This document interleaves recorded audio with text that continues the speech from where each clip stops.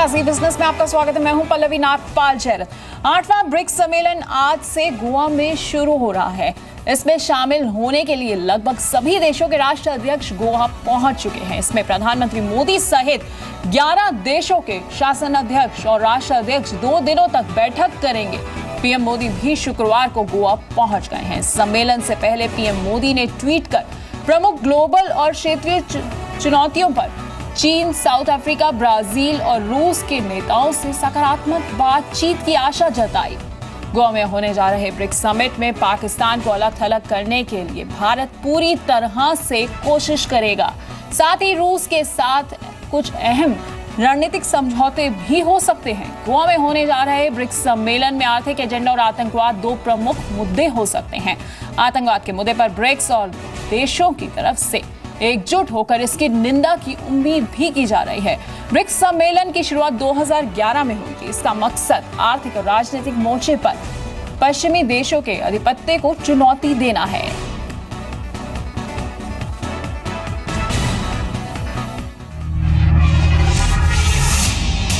गोवा में होने जा रहे ब्रिक्स सम्मेलन में आर्थिक एजेंडा और आतंकवाद 2 प्रमुख मुद्दे हो सकते हैं, लेकिन इस बात की संभावना से इनकार नहीं किया जा सकता कि भारत इस सम्मेलन के जरिए पाकिस्तान को अलग थलग करने की पूरी कोशिश करेगा। 29 सितंबर को सर्जिकल स्ट्राइक के बाद से ही भारत ने प्रयास शुरू कर दिए थे, लेकिन ब्रिक्स सम्मेलन के जरिए भारत घोषणा पत्र में आतंकवादी गुटों को पनाह देने और उन्हें हथियार मुहैया करने में मदद देने वाले देशों को अलग थलग कर देने की बात को शामिल करवा सकता है। हालांकि इस बात की कम संभावना है कि चीन के राष्ट्रपति शी जिनपिंग ऐसे किसी कदम में रुचि लेंगे जिससे पाकिस्तान के साथ उसके रिश्तों को लेकर कोई संदेह पैदा हो। लेकिन चीन को इस बात की चिंता है कि पाकिस्तान से अरब सागर तक 46 अरब डॉलर की लागत से बनने वाले उसके आर्थिक गलियारे को पाकिस्तान में फैले आतंकवाद की वजह से खतरा हो सकता है। भारत उरी हमलों के बाद पश्चिमी देशों तथा रूस से समर्थन हासिल करने में कामयाब रहा था। अब ब्रिक्स शिखर सम्मेलन के दौरान भी रूस के राष्ट्रपति व्लादिमीर पुतिन के साथ पीएम नरेंद्र मोदी की द्विपक्षीय बैठक भी होगी। इसमें भारत रूस के साथ करीब 4.5 बिलियन डॉलर की कीमत वाले 5 S-400 LRSAM एंटीक्राफ्ट सिस्टम खरीदने के लिए अंतर्राष्ट्रीय समझौता करेगा। S-400 मिसाइल सिस्टम को दुनिया भर में सबसे अत्याधुनिक एयर डिफेंस सिस्टम माना जाता है। इस दौरान भारत और रूस के बीच 4 युद्धपोत, 5 S-400 एंटी एयरक्राफ्ट सिस्टम और कामोव 226T हेलीकॉप्टर का भारत में संयुक्त उत्पादन करने पर समझौते होंगे, जो मेक इन इंडिया प्रोग्राम का हिस्सा होगा। दोनों देशों के बीच 200 हल्के हेलीकॉप्टर्स की खरीद समेत कई अहम समझौतों पर बातचीत अंतिम दौर में है। हालांकि चीन के साथ संबंधों में जारी तनाव के खत्म होने के आसार अभी नजर नहीं आएंगे। इसके अलावा न्यूक्लियर सप्लायर्स ग्रुप यानी NSG में शामिल होने की भारत की लंबे समय से जारी कोशिशों को भी अब तक चीन ही नाकाम करता आया है और विशेषज्ञों का कहना है कि गोवा शिखर सम्मेलन में भी इसमें कोई कामयाबी मिलने के आसार नहीं है। आतंकवादी गुट जैश-ए-मोहम्मद के सरगना मसूद अजहर को संयुक्त राष्ट्र द्वारा आतंकवादी घोषित करवाने की भारत की कोशिशों को भी चीन ने ही नाकाम किया। चीन ने हाल ही में इस घोषणा पर 3 महीने के लिए कथित रूप से तकनीकी रोक लगाई है। इसके अलावा ब्रिक्स देश ब्रिक्स न्यू डेवलपमेंट बैंक और आपातकालीन मुद्रा कोष की स्थापना जैसे निर्णय ले सकते हैं। इसके अलावा भारत सम्मेलन के जरिए बंगाल की खाड़ी के देशों को इस संगठन से जोड़ने की कोशिश करेगा ताकि दुनिया की सबसे बड़ी इकोनॉमीज का फायदा भूटान, बांग्लादेश, म्यांमार, नेपाल, श्रीलंका और थाईलैंड जैसे देशों को मिल सके।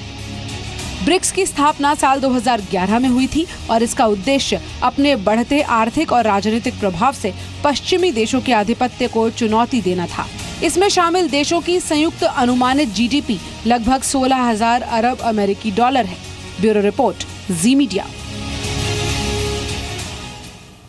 तो आज से 2 दिन के ब्रिक्स समिट की शुरुआत होने जा रही है और आखिरकार क्या रहेगा इस समिट का एजेंडा वो आपको बताते हैं। बिम्स्टेक देशों के साथ भी संबंध जो है वो मजबूत करने का एक एजेंडा रहेगा। उसके अलावा भारत रूस के बीच जो है वो बायलैटरल टॉक्स भी हो सकते हैं। इस दौरान भारत रूस के बीच 30,000 करोड़ का समझौता जो है वो संभव है। यहाँ पर S-400 anti missile defence system को लेकर भी डील जो है वो फाइनल हो सकती है। तो हम आपको बता रहे हैं कि आखिरकार ब्रिक्स के एजेंडे जो है वो क्या क्या रहेंगे, इस समिट में क्या क्या हो सकता है। इसके अलावा बिम्स्टेक देशों के बीच कनेक्टिविटी पर भी बात को जो है वो आगे बढ़ाया जा सकता है और मेकॉन्ग इंडिया इकोनॉमिक कॉरिडोर पर भी आगे जो है वो बात बढ़ सकती है।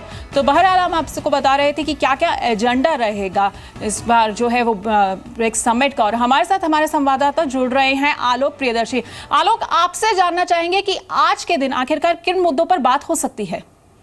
देखिए, आज तो खास तौर से रशियन और इंडियन साइड से जो बायलैटरल टॉक्स होने हैं वो काफी अहम हैं। शुरुआत में अभी जब थोड़ी देर के बाद से जो रेस्ट्रिक्टेड टॉक शुरू होंगी, उसके बाद से एक तरह से कहें तो ज्वाइंट सेक्रेटरी लेवल टॉक होगी और इन सब टॉक्स के बाद फाइनली एक तरह से कहें तो जो 2 देश के राष्ट्राध्यक्ष हैं, भारत और रशिया के, वो बैठेंगे बातचीत के टेबल पर बायलैटरल टॉक्स पे और उसके बाद एक प्रेस कॉन्फ्रेंस 1 बजे के करीब आयोजित की जाएगी, जिसमें बताया जाएगा कि भारत और रशिया के बीच में क्या क्या चीजें फाइनल हुई हैं, क्या क्या डील फाइनल हुए हैं।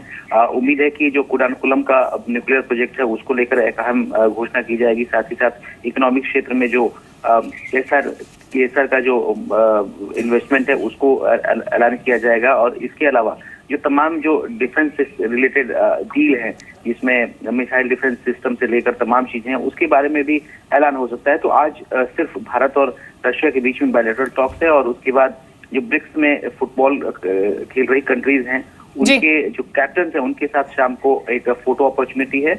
उसके बाद डिनर है। तमाम जितने भी राष्ट्राध्यक्ष आ चुके होंगे उस वक्त तक, अभी तक क्योंकि चीन के प्रेसिडेंट नहीं आए हैं, अभी दोपहर तक आएंगे वो। उसके बाद ये शाम को सारा डिनर का कार्यक्रम होगा और कल प्रधानमंत्री नरेंद्र मोदी एक तरह से कहें तो ब्रिक्स की एक जो इनॉग्रल जो भाषण होता है, संबोधन होता है, वो करेंगे सुबह।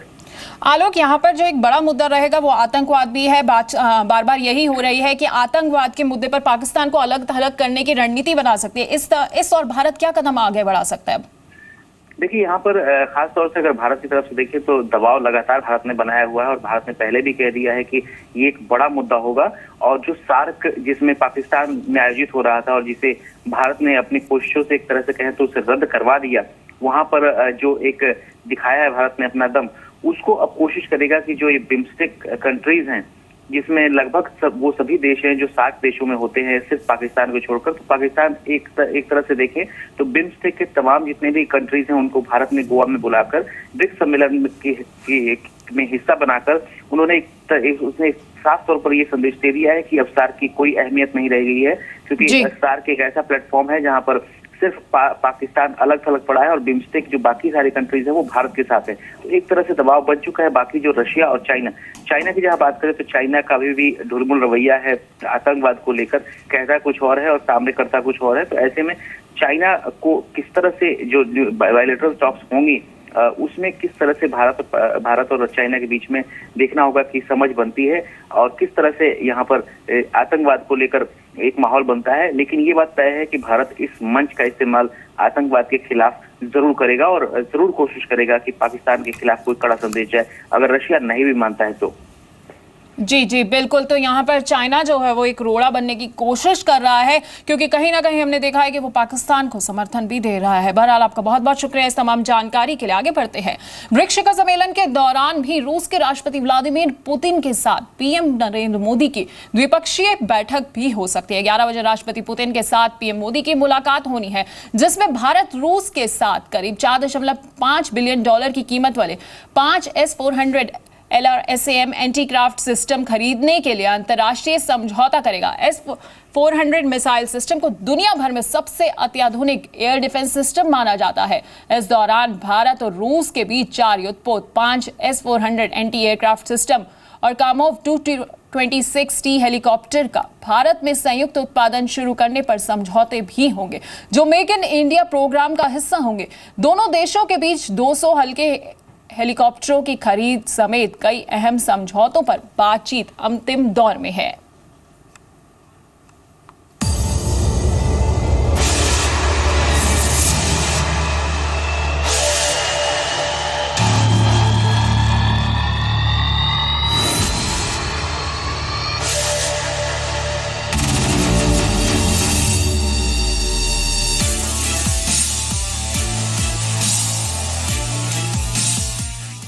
125 करोड़ भारतीयों को अगर कोई पूछेगा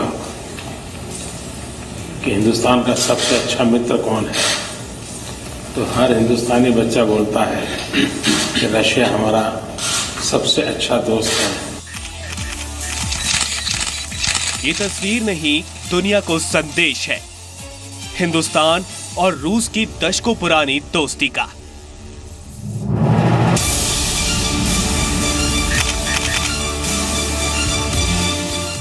आज एक बार फिर दुनिया देखेगी जब मिलेंगे दो पुराने दोस्त।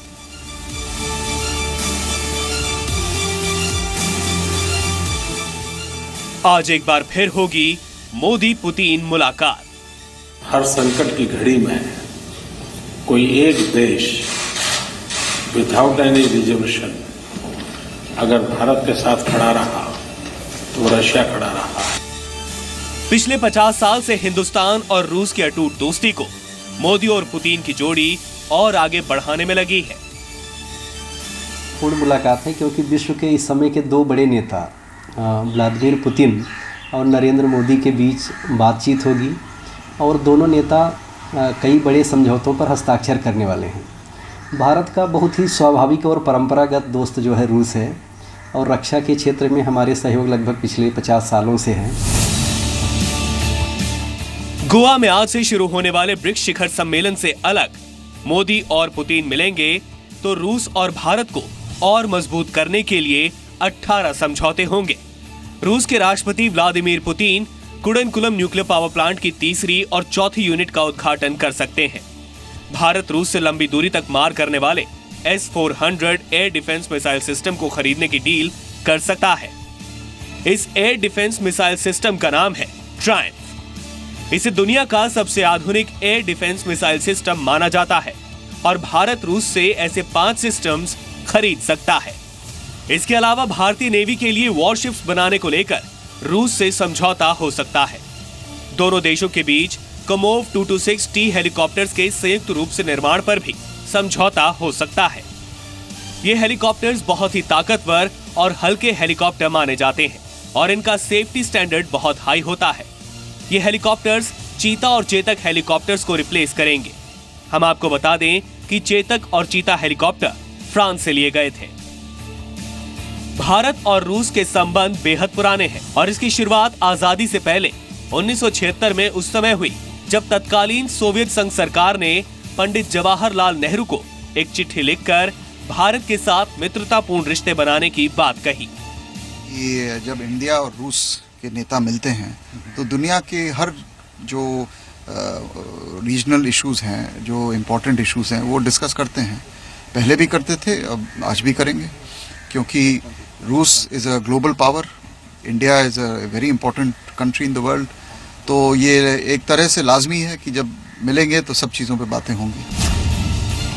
इसके बाद नेहरू और इंदिरा गांधी के समय से ही रूस भारत को रक्षा के लिए आधुनिक हथियार और अंतरिक्ष विज्ञान में मदद और परमाणु तकनीक समेत कई महत्वपूर्ण क्षेत्रों में मदद देता रहा।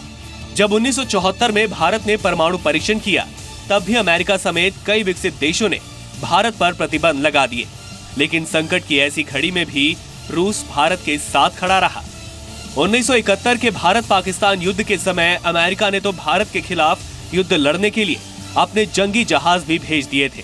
लेकिन जैसे ही सोवियत संघ ने अपना वॉरशिप भारतीय सेना की सुरक्षा के लिए रवाना किया, अमेरिका ने अपनी सेना को वापस बुला लिया और भारत की शानदार जीत हुई, जिसके बाद बांग्लादेश बना।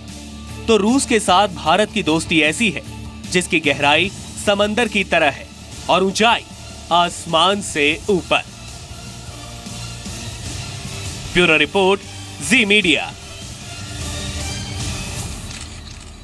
तो आज से 2 दिन के ब्रिक्स समिट की शुरुआत हो चुकी है और जी बिजनेस लेकर आया सबसे बड़ी कवरेज ब्रिक्स समिट के ऊपर। आप पूरा दिन भर देखते रहिए अपडेट्स के लिए जी बिजनेस।